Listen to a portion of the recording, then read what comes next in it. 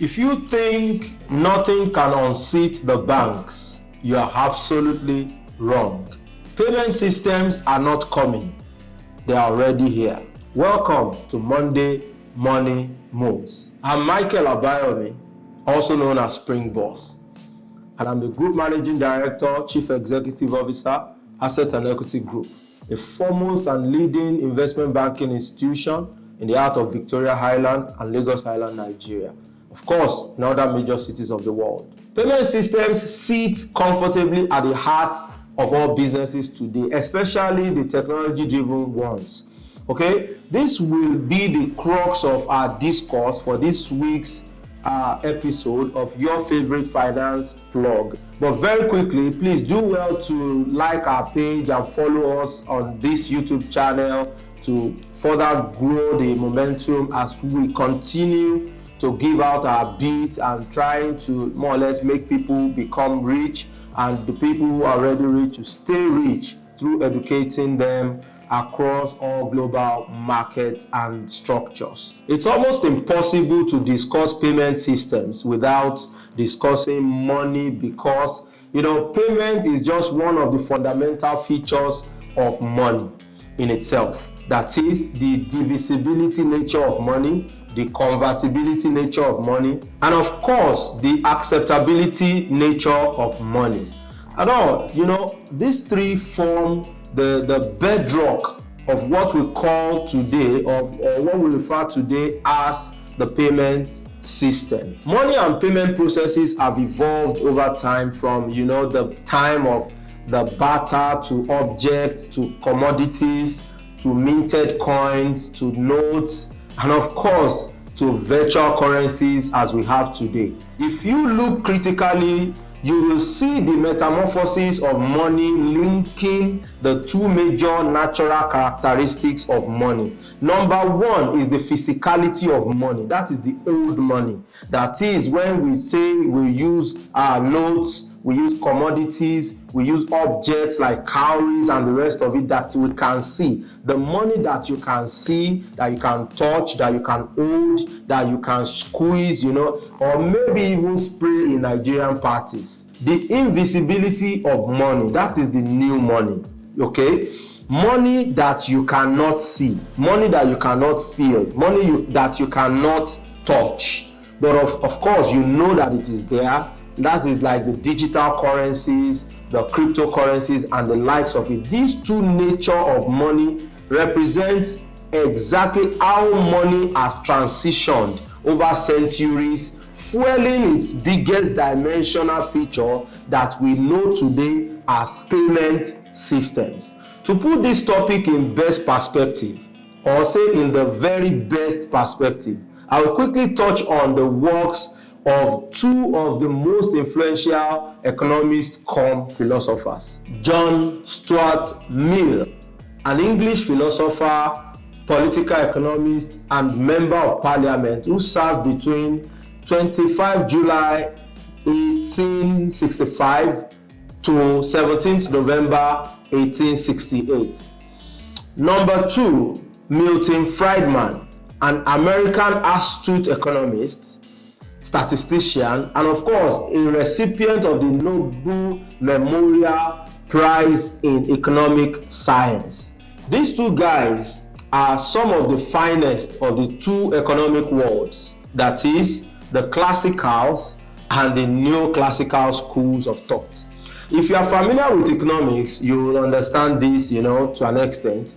This brings us to the theory simply identified as the veil of money. So this theory was propounded on the foundation that money is nothing actually, but a commodity just like any other commodities such as gold, silver, diamond, platinum, etc., and that money may only disguise as that scale in an economy, but it does not really depict the accurate value of most things on the long run. So John Mill stated this to argue against government intervention in the political economy as a mere waste of time. He thinks it's just a waste of time, that all prices eventually will equilibrate their values or their real values over time. And we have seen the elements of this theory play out in foreign exchange figures, especially in countries with very weak economy,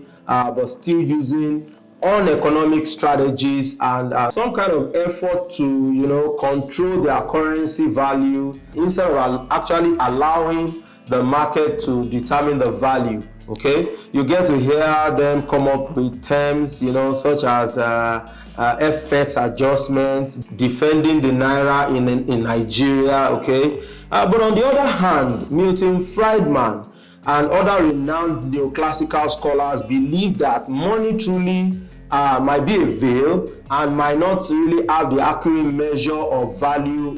However, Friedman still believes that money is relevant and it is not just a veil, okay, but possesses some kind of real effect on the short run, okay, not on the long run. Maybe on the long run, the effect might actually fizzle out, but on the short run, they believe that it is relevant.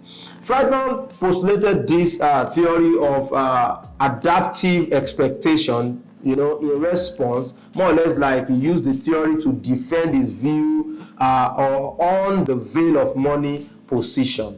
In those days, people use intellectual propositions to respond to intellectual postulations. Unlike today, that people would simply resort to cursing each other on social media when they have no defense for, intellectual points of discourse. But back to the topic. Payment processes, being a feature of money itself, cannot be separated from money as it is. It has continued to ride on the new invisible nature of money to grow itself. As a matter of fact, technology solutions that are supposed to merely operate as payment systems are now parading themselves as money itself. A good example of this is cryptocurrency and of course the lead master, Bitcoin. Other proper payment systems that have become the biggest breaks of the decade, like the unicorns of the decade are PayPal, Due, Stripe, Flagship, Payline Data, Square, Adyen, BitPay, and the rest of them. Over here in Africa, we have the likes of Vogue Pay in Nigeria, SnapScan in South Africa, Yoko South Africa, Paystack Nigeria, Flutterwave Nigeria, Paygate South Africa, and then PesaPal Kenya. The $1 trillion question here is, if economically money becomes valueless on the long run, as preached by the veil of money theory, what now is the fate of payment systems? I see payment systems becoming bigger than banks. I see payment systems becoming bigger than money itself. And finally, I see payment systems becoming money in the future. Very, very near future. And we are seeing this play out in cryptocurrencies. Those are simply payment platforms that went rogue. So if you are considering investment into the technology space, I urge you to consider payment systems with adequate regulatory compliance in place. It's your win-win game. And of course, that is if you know your onions. So ladies and gentlemen, this brings us to the end of this week's edition of your favorite finance blog, The Monday Money Moves. Next is top news. So guys, welcome to the top news section of your favorite finance blog, The Monday Money Moves. Our top news for this week, we picked it from the Wall Street Journal article, that is, digital currencies pave way for deeply negative interest rates. So basically, when people continue to rearrange their source or their store of value, okay, if people continue to move away from what we know as money as we know it to be the store of value, these are some of the results or these are some of the impacts that play out when you see issues of that nature. Digital currencies generally are becoming the main thing now. It's like that's like the new thing, the new big thing that people more or less are playing on, people are investing on, people are staking on, people are putting all their energy, resources, money, and the rest of it into it, okay? Because it's really promising some high return. Even though I perceive, or let me say I believe personally, that it's some kind of fast lane kind of investment and extremely volatile and risky at the same time. So I don't believe in it as a person, but then people globally, locally, whatever part of the world you are, you find out that people are now engrossed with this thing called digital currency, especially cryptocurrency. That is another type, or a type of digital currency. This thing continue to grow, and then people continue to deviate from the traditional banking practices, the traditional money types, such that instead of keeping money in traditional cash instrument, or let's say cash as it is itself, you see people now putting their funds, putting their resources, instead of holding it as cash, they now keep it in digital currencies, because they believe they have unlimited access to it, unrestricted processes, unrestricted transactions, unrestricted movement of funds globally, okay? So people are enjoying this freedom, but then it's also coming at a cost, because of the porous nature and the security architecture of what we know as digital currencies, especially the cryptocurrencies, where people, users of that platform are not even identifiable. You cannot trace any of them. If anything goes south, you lose your account, you lose your money. But people still tend to take this risk of putting their assets in it for the simple and obvious reason, that is the freedom to move funds from anywhere to anywhere in the world. And this will now have this kind of impact as it pertains in this news that we are seeing today, where I'm saying digital currencies pave way for deeply negative interest rate, because now people will now have to pay to keep money in the banks. People will now have to pay to more or less keep their funds in financial institutions, because there's really no encouragement, there's really no incentive, so to speak, to make people want to consider that option. But as it stands, people or people would definitely prefer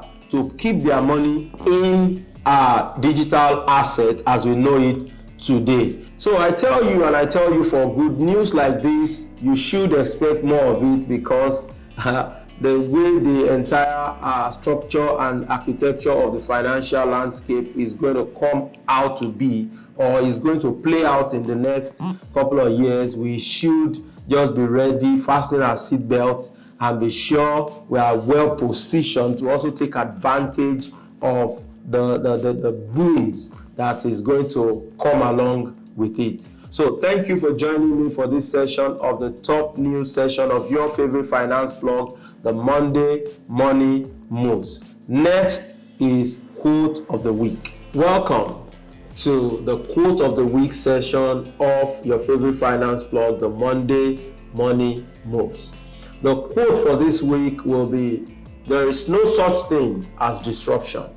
It's just new players taking their rightful places within the marketplace." So what do I mean by this?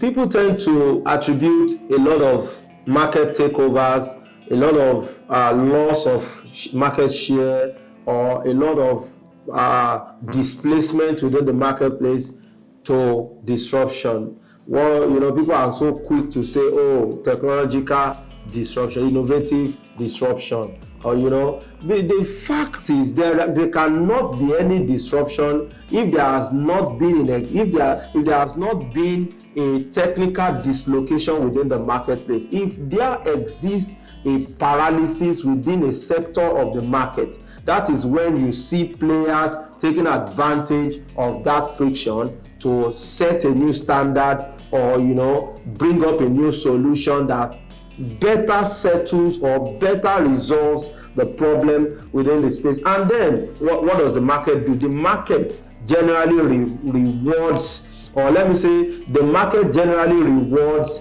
those who are smart. If you are smart, you come up with innovative product or service, the market will reward you handsomely for it if it is very useful and if it is really addressing a crucial problem. So that is the fact about disruption. The idea of disruption is just what I perceive to be some kind of compensatory language you tell to yourself, or you tell to a loser within the marketplace to say, okay, it's technological disruption, it's innovative disruption and all that. You can also be innovative. If there is a problem within your space, no matter what place no matter what space, no matter what environment, or no matter what market, no matter what sector or industry you are in, continuous identification of problems, continuous developmental processes of solutions will definitely keep you relevant. And once you are relevant within your space, there is no disruption from Jupiter, or there is no disruption from Mars that can come and take you out of that market. If you are being taken out of the market, it just means that people already have needs that you are not taking care of. People already have needs within your space that you are not settling, that you are not resolving. And when someone comes up with a better deal, when someone comes up with a solution to that issue, people will definitely reward them with patronage, with their money, their resources, and of course the market acceptance, which will then later translate to market share. So that will be all for this week's episode of your favorite finance blog, the Monday Money Moves. Next week promises to be a wonderful episode as well, as it's definitely going to be informative and definitely analytical. Thank you, and have a great week.